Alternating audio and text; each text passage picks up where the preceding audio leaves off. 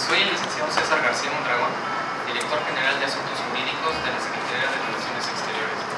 Primero que nada, les transmito el agradecimiento del canciller y la invitación y el saludo muy afectuoso que les envía el canciller Marcelo Ebrard, quien hubiera deseado estar aquí, sin embargo, otros compromisos reclaman su presencia. A nombre del canciller, felicito a los mexicanos que van a ser galardonados por sus destacadas labores, ni más ni menos con una presea que lleva el nombre de uno de los próceres más relevantes de nuestra nación, Benito Juárez. Estadista, abogado, símbolo de tradición laica de nuestro Estado y referencia obligada para entender parte de nuestra historia, política y cultural. Enhorabuena y muchas felicidades.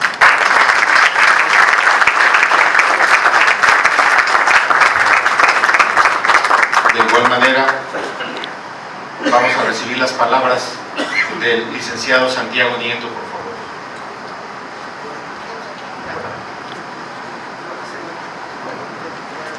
Muy bien, muy buenas tardes a todas y todos.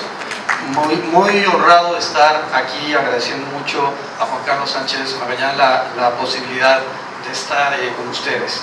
Quiero felicitar a todos y cada una de las personas que han sido galardonadas apreciadas con esta presea Benito Juárez, y yo quisiera hacer una reflexión respecto a por qué la necesidad y la importancia de estudiar y comprender el pensamiento de Benito Juárez dentro de estas primeras décadas del siglo XXI. En primer término, me gustaría hacer una referencia en torno a tres anécdotas muy breves respecto a Benito Juárez. La primera tiene que ver con su formación religiosa. Él es un hombre religioso, sin embargo, sabe perfectamente que el futuro en un estado, en cualquier estado, tenía que ver con la separación entre la iglesia, las iglesias y el Estado.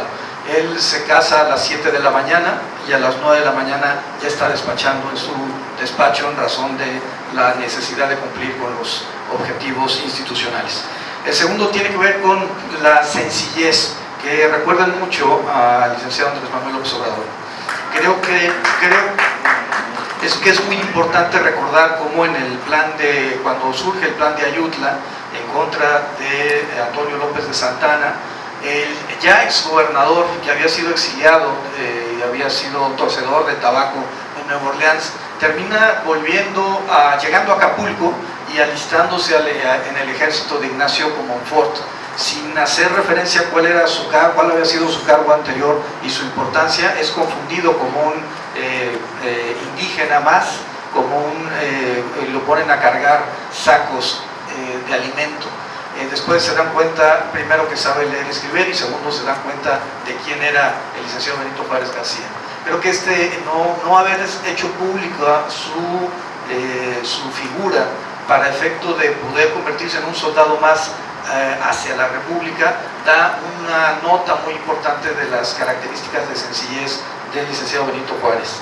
Y finalmente, el compromiso con su patria también tiene que ver con el día de que muere su hija, y después de enterrarla se va directamente a trabajar en razón de la magnitud de sus ocupaciones.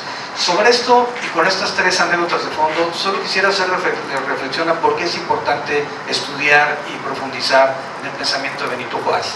Primero, tiene que ver con algo que ya se comentó hace un momento y es la laicidad. Por supuesto que la secularización de la sociedad mexicana se logró por esos hombres gigantes de la reforma decimonónica. También me gustaría plantear aquí que, sin embargo, estamos viviendo un proceso en el cual muchas ideas fundamentalistas están tomando vigencia en la sociedad, y es importante que esas ideas de fundamentalismos, religiosos o no religiosos, sean dejados a un lado a fin de conseguir uno de los fines propios de la secularización, que tiene que ver con que todas las creencias tienen el mismo valor y todas tienen que ser respetadas en un espacio democrático. Segundo, precisamente vinculado con lo anterior, el tema de la tolerancia y de la diversidad y la pluralidad. Creo que es muy importante para todos reconocer que en el pensamiento de Benito Juárez encontramos estos elementos que finalmente son la base del liberalismo decimonónico. En ese sentido, hoy uno de los riesgos que tienen las democracias contemporáneas pasa precisamente por procesos en donde la democracia opera contra sí misma. Pienso en el triunfo de Donald Trump en Estados Unidos, pienso evidentemente en el no a la paz en Colombia, pienso en las decisiones de Brexit en Inglaterra. Lo más trascendente creo que es que encontremos el camino a la unidad, y eso se da a partir de la tolerancia, el respeto a las distintas ideologías, a las distintas formas de pensar. Evidentemente, los que somos liberales lo haremos desde las premisas del liberalismo, que tiene que ver con la posibilidad de que las personas decidan en el ámbito de su vida privada y de su espacio en el sector público, cada una de las decisiones que sean trascendentes para poder lograr sus planes de vida. Y finalmente, el cumplimiento de las reglas del Estado de Derecho. México vivió un proceso en el cual caímos a ser el lugar número 138 de 180 países analizados por Transparencia Internacional como los más corruptos del mundo. Pasamos también, en términos del World Justice Project, de ser el país, al llegar al lugar 105 de 113 países como el peor sistema procesal penal. Necesitamos generar un modelo de cumplimiento de las reglas del Estado de Derecho para efecto de poder encarar los problemas propios de las sociedades democráticas, los particulares de la República Mexicana, y uno de ellos es evidentemente el combate a la corrupción y a la impunidad. En ese sentido, creo que tanto la laicidad como la tolerancia y la pluralidad, como el cumplimiento de las reglas del Estado de Derecho, que son legados del juarismo, son absolutamente vigentes para la República Mexicana, y por eso evidentemente agradezco mucho la oportunidad de estar hoy con ustedes, y me siento muy honrado de haber recibido la presea que lleva el nombre de el más grande estadista de México. Muchas gracias.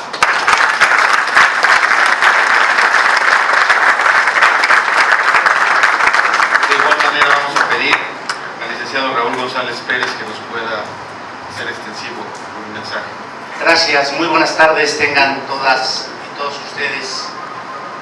Muy estimado Juan Carlos Sánchez Magallán, muchísimas gracias por impulsar este tipo de eventos que nos permite hacer reflexiones alrededor de uno de los estadistas que ha tenido nuestro país, y que a la luz de las condiciones actuales es importante.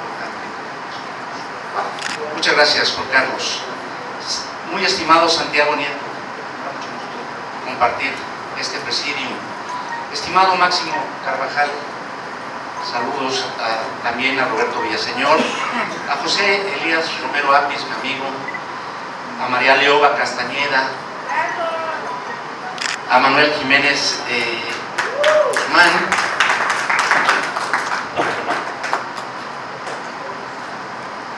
saludo al doctor Elías Huerta Cijas, al diputado Eduardo Santillán, a Ricardo García Villalobos, a José Mireles Valverde, a mi muy querida Berta Guadalupe Rodríguez, Alberto Cervantes, a César García Ramón.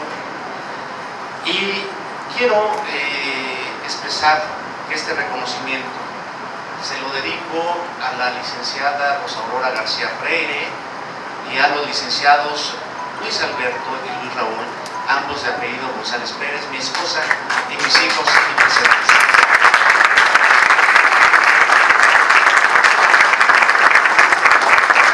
La entrega de este reconocimiento que me distingue y que en lo personal agradezco sinceramente, me da la oportunidad de compartir con ustedes, de compartir algunos minutos sobre la coyuntura actual que enfrenta México en su camino a la consolidación de una democracia republicana en la que la legalidad, la justicia, la inclusión y en general la vigencia y respeto de los derechos humanos, todos deseamos que sea una realidad. En este sentido, es claro que uno de los objetivos que debemos asumir como prioridad nacional es lograr que México sea, tanto formal como materialmente, un Estado y sociedad de derechos, donde los mismos no solo se reconozcan y positivicen, sino que también adquieran una vigencia real y una incidencia práctica, siendo tal vez el mayor obstáculo que enfrentamos para ello el que en diversas regiones del país la violencia, la inseguridad, la impunidad y la corrupción nos impiden contar con un entorno donde los derechos humanos puedan ser posibles. Necesitamos transformar el entorno en el que actualmente subsisten miles de mexicanas y mexicanos, por uno en el que puedan vivir y desarrollarse, con seguridad, legalidad y la certeza de que sus derechos serán respetados, es decir, un entorno de paz.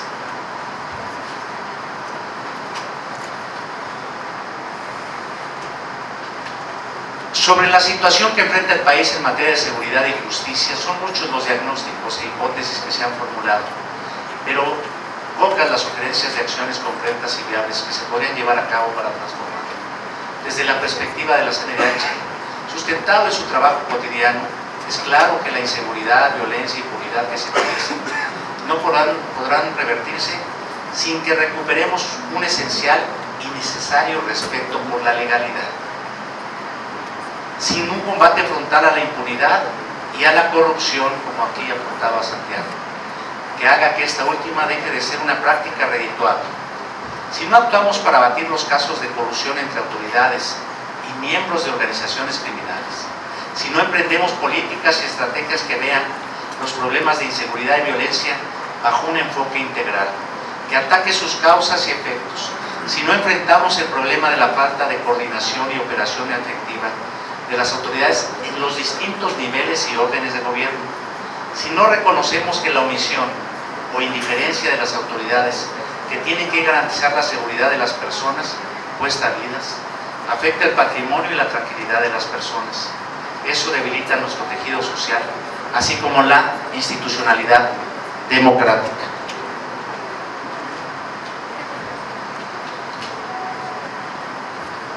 En México no solo requerimos pacificar, debemos empezar un proceso y desarrollar una cultura de paz, para lo cual debemos hacer que en nuestro país haya condiciones para la misma, es decir, los elementos necesarios para que la construcción de la paz sea posible.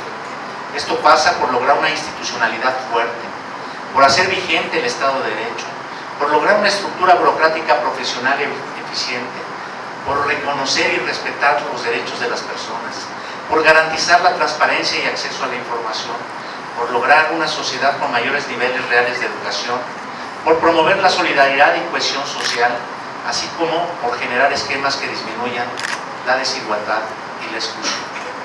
Para lograr la justicia, debemos empezar por encontrarnos con la verdad, por esclarecerla y reconocerla. Solo con verdad será posible aspirar a la justicia que reclaman las víctimas y la sociedad.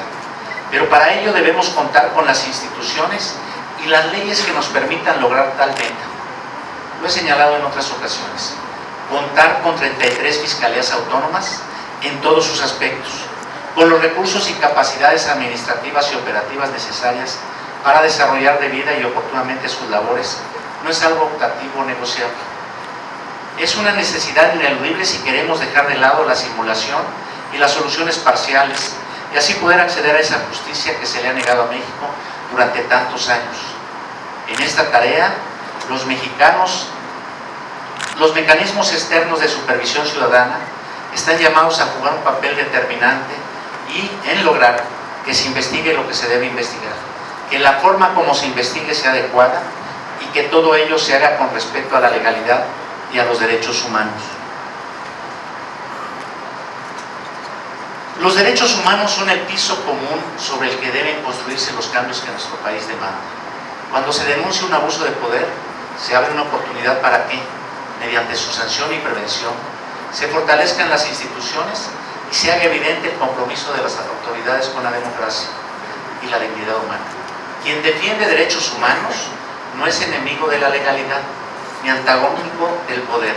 Por el contrario, lo fortalece al propiciar que su ejercicio se haga dentro de los límites que marca la ley, lo cual es una obligación constitucional para todos los servidores públicos. Evitemos fórmulas que en el pasado han demostrado sus limitaciones, deficiencias y carencias. Implica apostar a que México sume más mapas o etapas sumidos en el entorno crítico en el que cientos de miles de mexicanas y mexicanos han perdido la vida, miles están desaparecidos y se ha producido un número no determinado de víctimas que han aprendido a convivir con el miedo y el dolor frente a la impotencia de un sistema de procuración e impartición de justicia en el que reina la impunidad y viola sus derechos a la verdad y a la justicia, y los considera como meras aspiraciones más que realidades concretas. México requiere una transición a la genuina legalidad como condición necesaria para esa construcción de la paz. La coyuntura actual nos abre esa oportunidad, no solo de escuchar a las víctimas, sino de atenderlas, acompañarlas, de hacer efectivo su acceso a la justicia y a la reparación, de lograr que los delitos que se cometan sean real y efectivamente investigados, que la ley se aplique pero también sea cumplida y que los derechos humanos alcancen nuevos estándares de cumplimiento y respeto.